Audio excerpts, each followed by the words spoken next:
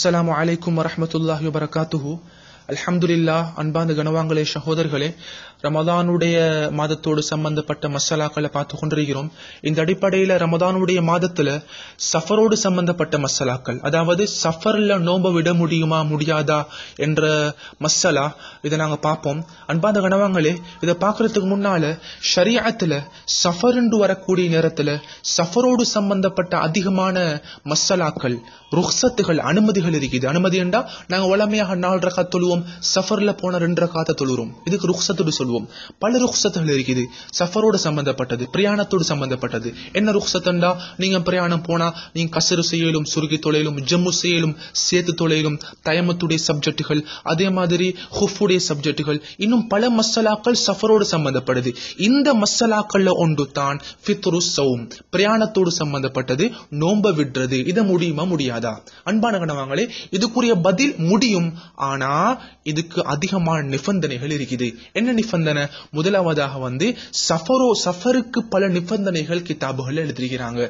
முஹத்தபண்ட கிதாப், அதே மாதிரி உம்முல, ஹாவில் கபீர்ல என்னண்டா, நாங்க முதலாவதாக எங்கட பிரயாணத்தை பார்க்கணும். எங்கட பிரயாணம் தவீலன் 88 கிலோமீட்டரும் 704 மீட்டருமா இருக்கணும்.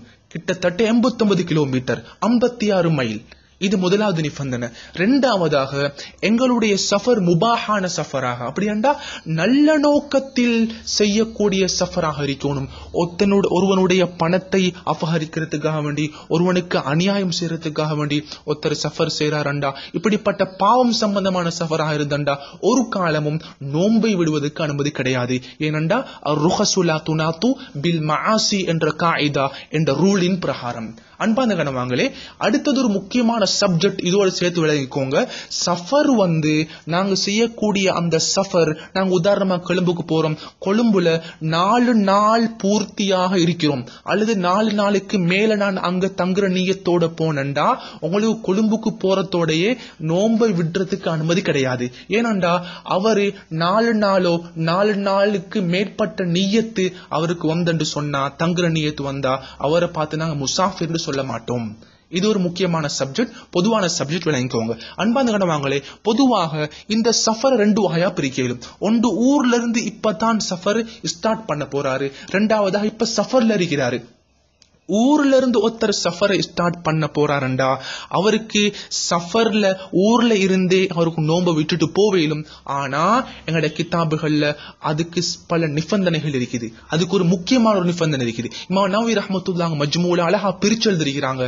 அதுல ஒரு நிபந்தனை தான், அன்றைய நாள் அதானுடைய டைம் வரக்கூடிய நேரத்தில் அவருடைய சொந்த ஊருடைய எல்லையை கடந்து இருந்தால் அவருக்கு அன்றைக்கு நோன்பு விடையிலும். இது ஒரு சப்ஜெக்ட். இரண்டாவது வகை என்னண்டா, நீங்க இப்ப சஃபர்ல இருக்கிறீங்க, கொழும்புல இருக்கிறீங்க, கேண்டில் இருக்கிறீங்க. உதாரணமா சஃபர் செஞ்சு 2வது நாள் உங்களுக்கு தாராளமாக அந்த 2வது நாள் நோம்ப விட்ட வண்ணமாக உங்களோட அந்த நாளை ஆரம்பிக்கலும். ஏன், நீங்க முசாஃபிராக சஃபராக இருக்கிறீங்க, சஃபர்ல இருக்கிறீங்க. இப்ப நீங்க என்ன செஞ்சீங்கண்டா, உதாரணமாக அன்பானவர்களே, நீங்க கொழும்புல இருந்து நீங்க நோன்பு விட்ட வண்ணமாக ஊருக்கு சேர்ந்துட்டீங்க. ஊருக்கு சேரக்கூடிய நேரத்துல ஒரு டைம் 3 மணி இருக்கும், 4 மணி இருக்கும். கிதாபில் எழுதுறாங்க, இப்போ உங்களுக்கு தந்த ருக்ஸத் அனுமதி முடிஞ்சு போச்சு. இப்ப உங்களுக்கு ஒரு அழகான முறை என்னண்டா, நீங்க அந்த 4 மணில இருந்து மக்ரிபுடைய நேரம் வரைக்கும் நீங்க சாப்பிடாம குடிக்காம நீங்க மற்றவர்களை போன்று நோம்பாளி மாதிரி இருக்கிறது சுன்னத்தான விஷயம். அதே நேரம் நீங்க சஃபர்ல நோம்பு பிடிச்சு கொண்டு தான் வந்தீங்கண்டா ஒரு காலமும் நோம்பை விட்டதுக்கு அனுமதி கிடையாது.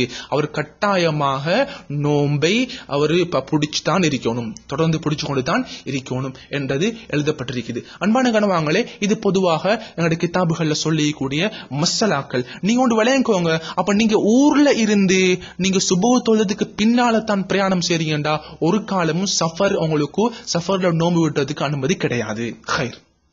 அடுத்த ஒரு சப்ஜெக்ட் என்ன சொன்னா, சில நபர்கள் இருப்பாங்க வருஷம் முழுக்கையே அவங்களுக்கு சஃபர் தான். அப்படியாண்டா அவர் நோம்பு மாதத்துல 30 நாளும் சஃபர் தான். இப்படியான பட்டவங்களுக்கு முதீமு சஃபர் உண்டுவாங்க. எங்களுடைய கிதாபுல ஹாஷியத்துல் ஜமல்ல, துஹ்ஃபத்துல் முஹ்தாஜ்ல, அதே மாதிரி ஏனைய கிதாபுகள் ஹாஷியத்துல் புஜைரி அலா மன்ஹஜுத் துல்லாப் போன்ற கிதாபுல எழுதுவாங்க.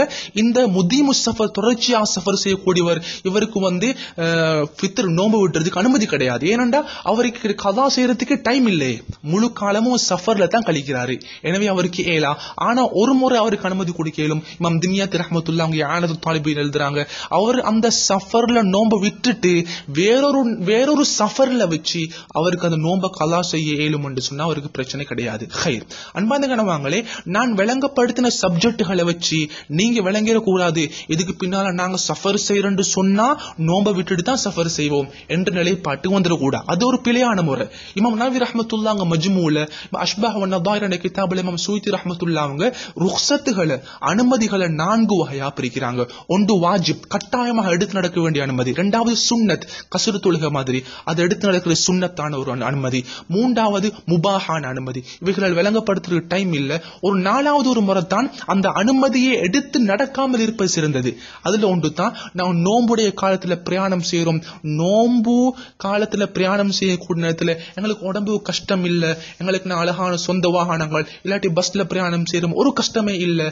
இந்த காலகட்டத்துல நோம்ப விடாம சஃபர்ல நோம்ப பிடிக்கிறது சிறந்தது. ஏன்டா ஒரு கஷ்டம் ஒன்று இல்லையே. அதிகமான ஹதீசுகள் ஆசார்கள் வருது. உஸ்மான் ரலியல்லாஹு சொல்றாங்க, ஸௌமு அஹப்பு இலை, எனக்கு நோம்பு பிடிக்கிறது மிச்சம் விருப்பமானது பிரயாணத்துல. அப்ப நோம்பு பிடிக்கிறது கஷ்டம்னு சொன்னா உடம்புக்கு கஷ்டம்டா பிரச்சனை இல்ல, மாஷா அல்லாஹ் தாராளமா ஷரியத்துல அனுமதி இருக்குது. கணவாங்களே, அடுத்த ஒரு முக்கியமான விஷயம் என்ன இருந்தாலும் அந்த நோம்ப நீங்க ரமதானுடைய காலம் முடிஞ்சதுக்கு பின்னால கலா செய்யறது கட்டாயம். இது ஒரு சுருக்கமான ஒரு தகவல் கணவாங்களே. மேலும் உங்களுக்கு ஏதாவது பதில்கள் கேள்விகள் என்று சொன்னா கேட்டுக்கொள்ளும். முஃப்தி வைஸ் சொல்லி FB ல. வஸ்ஸலாமு அலைக்கும் வரஹ்மத்துல்லாஹி வபரகாத்துஹு.